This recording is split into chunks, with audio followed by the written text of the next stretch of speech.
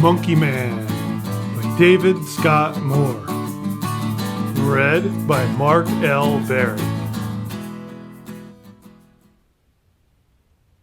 Chapter 1, August 1995. The gas station office smelled of mold and oil, and spray-painted windows blocked the midday sun. Ike Claudine was leaning forward in a lawn chair, giving his standard pitch to a man behind a metal desk.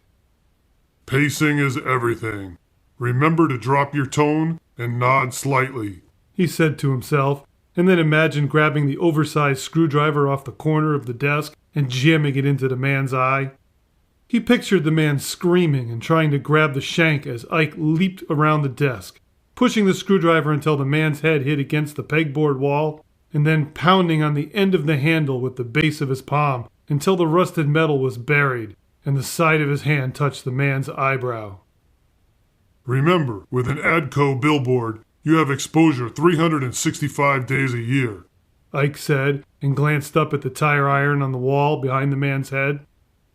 Now, you do remember where the two billboards are, don't you? He paused. Remember? They're about 2 and 4 miles down 37, right?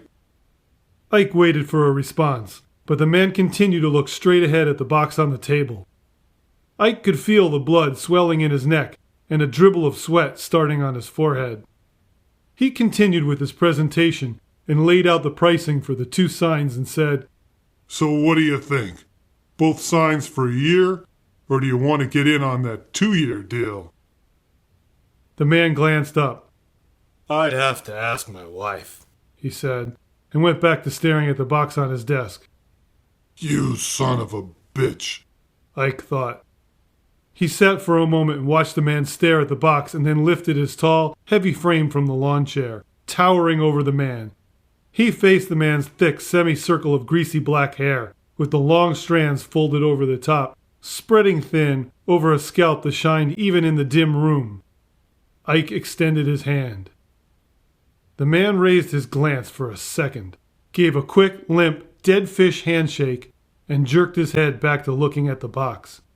A few hairs of his comb-over shifted forward. Ike turned and walked out. Suddenly, feeling suffocated by his suit in the warm office, he glanced at the pile of chains on the table as he pushed open the door and stepped out into the blinding sun. Fucking Connecticut, he thought. I should have stayed in Vermont. The pumps were bright in the sun with a large woman in a tank top shoving a hose into her minivan. As he drove his battered K-car back to Old Greenwich, he pictured the whiteboard back at the office and how, one by one, Adam had erased all of the lost sales for the week as they had unraveled. And now this one would be erased too, just like his hopes of getting a real apartment. It was his second week in a row without a hit, and he had just wasted his entire Saturday morning. Now he was stuck for an hour, driving in a car with no AC. The vinyl seats were hard and hot against his wool suit pants, but the ride went quickly until he found himself stopped in the beach traffic a couple miles from Doc Ramsey's rooming house. He lit his last Marlboro.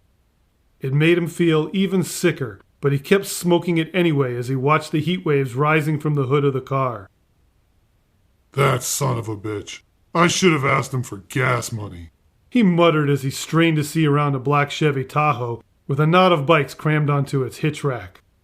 A couple of them were kids' bikes. One was pink with the word Princess on the side.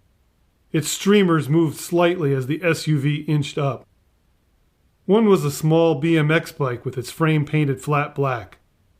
The bikes reminded Ike of the many trips to the mountains his family took when he was a child in Wyoming. He thought about the sales call. What am I doing?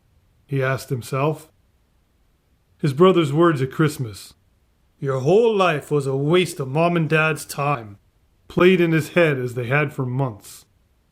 He took another drag. Only 2 blocks kept him from the air conditioning and coolness of his room at Doc Ramsey's.